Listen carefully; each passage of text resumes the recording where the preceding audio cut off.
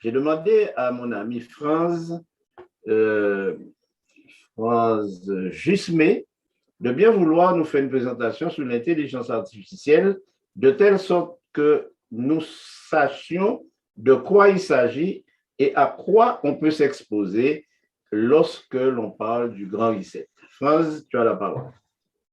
Oui, bonsoir tout le monde, bonsoir Pasteur Roger, merci pour cette invitation.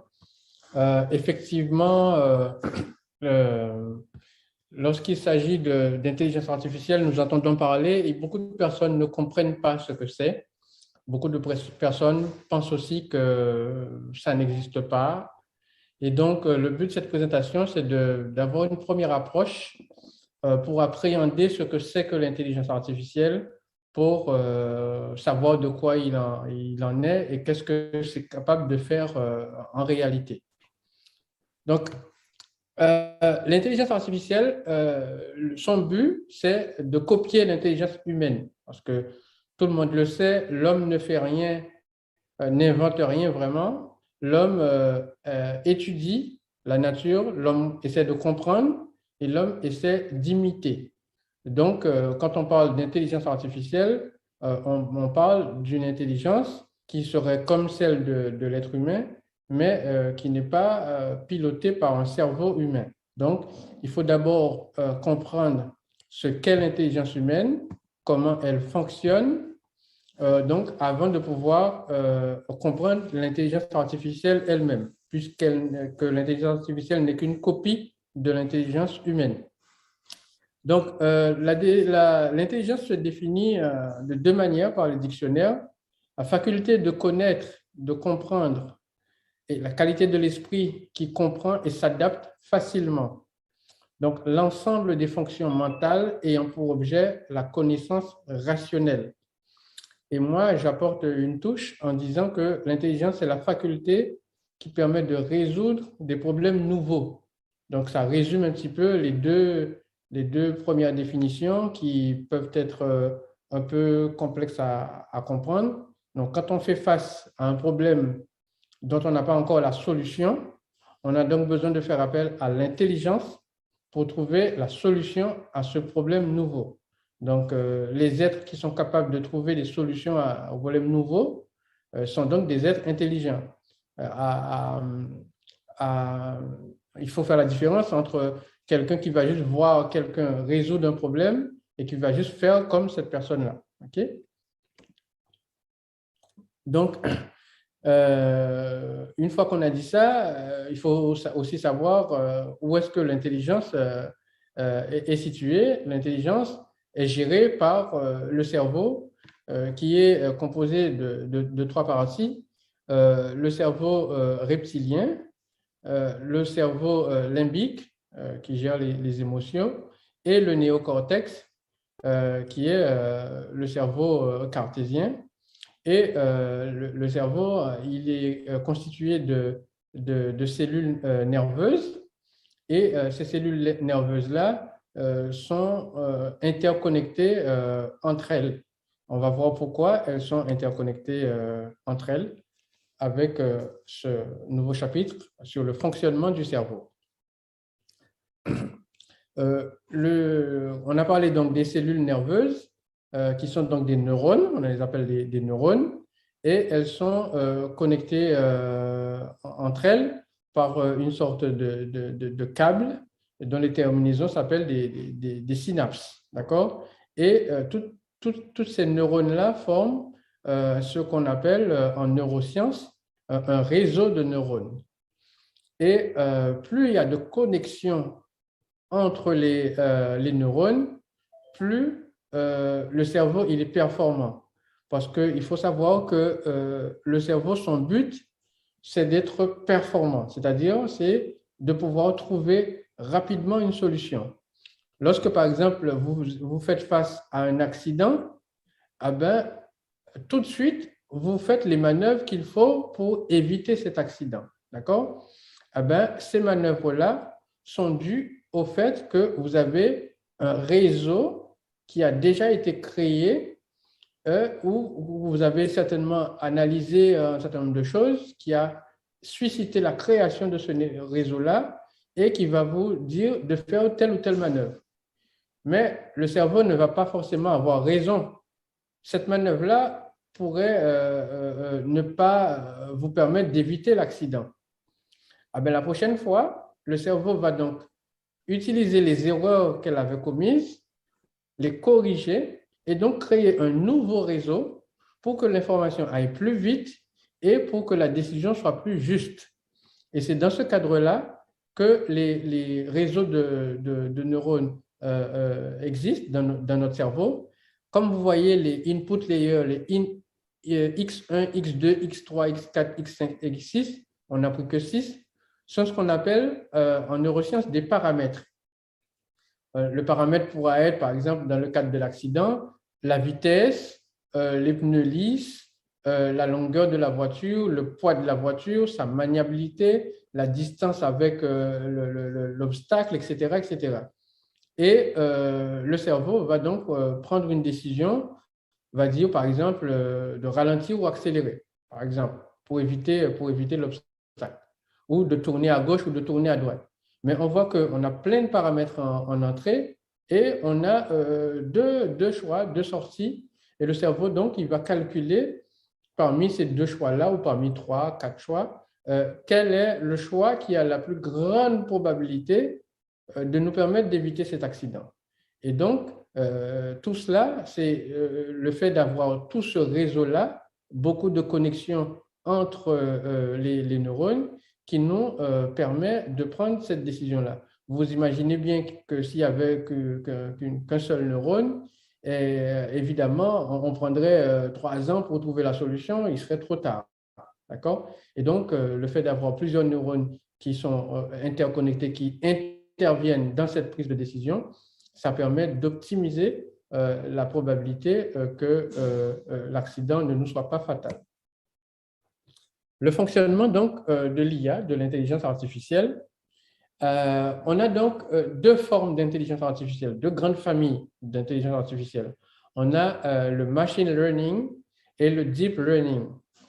Le machine learning consiste à apprendre à l'intelligence artificielle avec des cas de figure, lui enseigner avec des cas de figure et lui dire que ça c'est bien, ça c'est pas bien. Par exemple, on peut lui présenter, par exemple, une photo de chat. On va lui dire que ça, c'est un chat.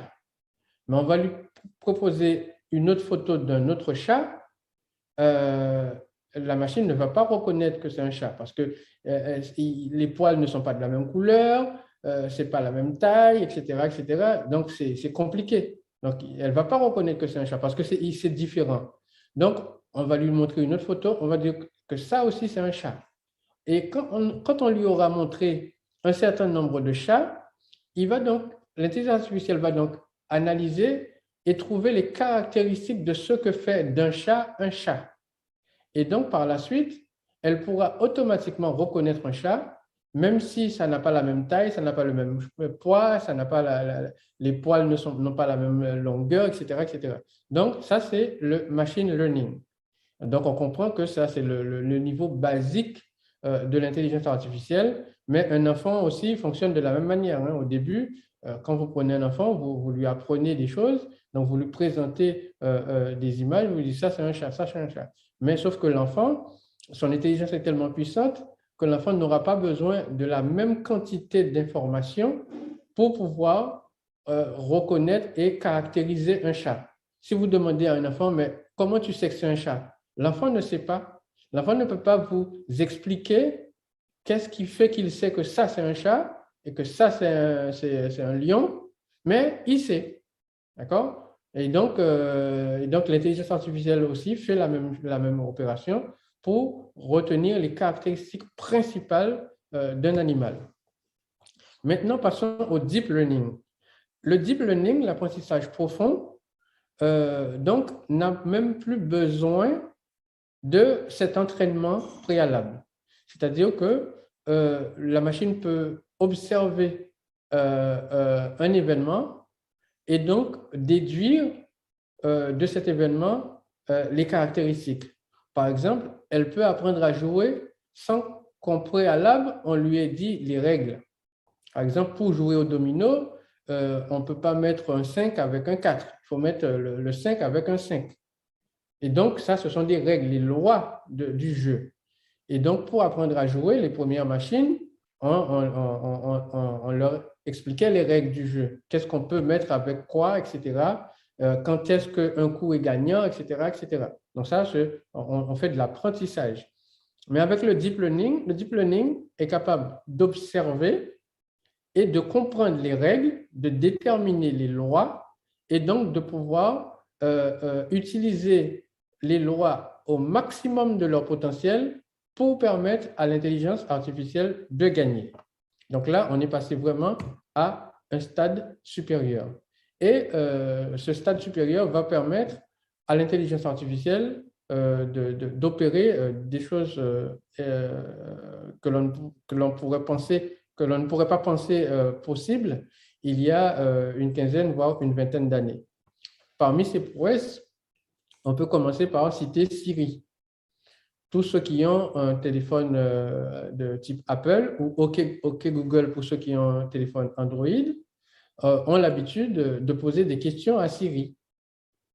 Mais il faut savoir qu'il n'y a personne au bout du fil qui interprète la question, qui comprend la question et qui cherche l'information pour vous donner l'information. Donc ça, c'est l'intelligence artificielle qui est derrière, qui est capable d'analyser la voix, de comprendre ce que la voix veut dire et de comprendre la question, d'aller chercher l'information correspondante. Vous imaginez la quantité de questions qu'on est en mesure de poser. Il n'y a personne qui va saisir toutes ces questions-là et toutes les réponses qu'on peut donner à ces questions-là. Et donc, l'intelligence artificielle va donc chercher à comprendre la question, aller chercher la réponse et bien sûr, les réponses qu'elle ne trouve pas, elle ira sur Internet et vous proposez une réponse d'Internet, mais la plupart des fois, elle est capable d'aller chercher la réponse elle-même et de vous formuler cette réponse-là. Ça, c'est une première prouesse. On a aussi des humanoïdes donc qui ressemblent donc à des humains. On a Tesla qui va mettre en place des robots d'ici 2 ans qui pourront être commercialisés. Ces robots-là donc, vont être des aides à domicile. Par exemple, lorsque on montera des bouteilles de gaz, le robot il pourra prendre la bouteille de gaz et la faire monter. Et on n'aura pas besoin d'apprendre à ce robot-là comment on monte les escaliers. Il va juste regarder comment on fait, il va analyser l'escalier, il saura comment on monte cet escalier-là. Il ne faut pas penser que c'est une tâche qui est anodine, ne serait-ce que le fait pour un enfant d'apprendre à marcher. Regardez le temps qu'un enfant prend pour trouver l'équilibre sur 2 pieds. Même à 4 pattes, pour coordonner les mouvements, ce n'est pas facile. Donc, il faut un cerveau pour ça. Donc, pour que le robot, lui aussi, puisse coordonner ses mouvements, qu'il puisse tenir l'équilibre, pour qu'il puisse apprendre à monter des escaliers tout seul, ce n'est pas quelque chose de banal, c'est quelque chose de quand même assez conséquent. Donc, au Japon et en Chine, ils sont déjà passés à la phase de présentatrices de journal qui sont des humanoïdes et donc qui sont capables de présenter le journal télévisé. Et en Russie, ils ont des astronautes qui sont des humanoïdes aussi, qui vont dans l'espace. Donc, autre prouesse, l'utilisation militaire. Nous avons l'entreprise Boston Dynamics qui était une propriété de Google auparavant, qui a été vendue et qui a des robots qui utilisent l'intelligence artificielle pour déterminer les cibles, pour les neutraliser, pour porter secours à des militaires avec une capacité d'autonomie et de mobilité sur des terrains qui ne sont pas linéaires, avec des possibilités qu'il y ait des pierres, des rivières, des choses qui sont vraiment, vraiment compliquées, des terrains qui sont compliqués. Eh bien, ces robots-là sont capables d'intervenir dans des conditions aussi difficiles. Le véhicule autonome aussi. Vous imaginez tous les indicateurs, la vitesse des voitures qui viennent, etc. les feux, les panneaux de signalisation. Donc, que le véhicule soit capable d'intégrer tous ces indicateurs-là et de pouvoir naviguer sans commettre d'accident. Là aussi, ce n'est pas une mince affaire. Et l'intelligence artificielle a déjà acquis cette capacité donc d'intervenir dans un environnement aussi complexe. Il y a aussi le diagnostic médical. Grâce au réseau de neurones et à la puissance informatique, l'intelligence artificielle est capable de consulter tout un grand nombre de dossiers de patients qui ont déjà été auscultés et donc de pouvoir en tirer des conclusions et donc de faire des prédictions sur le diagnostic que si ce patient-là, il ne prend pas telle ou telle disposition, eh bien, il pourra être victime de tel ou tel problème et quelle pourrait être l'intervention médicale qui pourrait lui être proposée et quels sont ses risques de survie en fonction de l'opération qui est envisagée par le médecin. Donc, on voit que l'intelligence artificielle peut être aussi utilisée à bon escient pour permettre de résoudre des problèmes concrets. Et aussi, l'intelligence artificielle a eu à s'attaquer aux humains en termes de jeu, un jeu que tout le monde connaît qui est le jeu d'échecs. Il y a plus d'une dizaine d'années, IBM, qui est un groupe très connu, a développé une IA qui s'appelait Deep Blue, qui s'est affronté à Kasparov, Garry Kasparov, un Russe, qui était numéro 1 plusieurs années consécutives aux échecs.